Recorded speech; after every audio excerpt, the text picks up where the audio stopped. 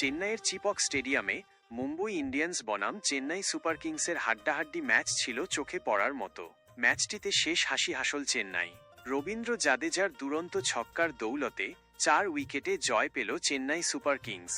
মুম্বই ইন্ডিয়ান্সের বিরুদ্ধে আইপিএলের Indian premier league গুরুত্বপূর্ণ ম্যাচে টসে জিতে প্রথমে ফিল্ডিং করার সিদ্ধান্ত নেয় চেন্নাই। প্রথমে ব্যাট করতে নেমে নির্ধারিত 20 ওভারে 8 উইকেট হারিয়ে 139 রান তোলে মুম্বইয়ের হয়ে সর্বোচ্চ 69 রান করেন তিলক ভার্মা। এছাড়াও নেহাল ওয়াধেরা একটি গুরুত্বপূর্ণ 40 রানের ইনিংস খেলেন।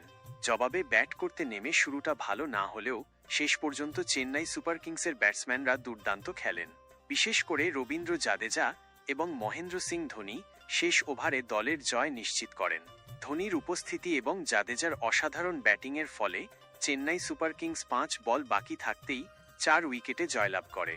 এই জয়ের ফলে চেন্নাই সুপার কিংস পয়েন্ট তালিকায় গুরুত্বপূর্ণ 2টি পয়েন্ট অর্জন করেছে।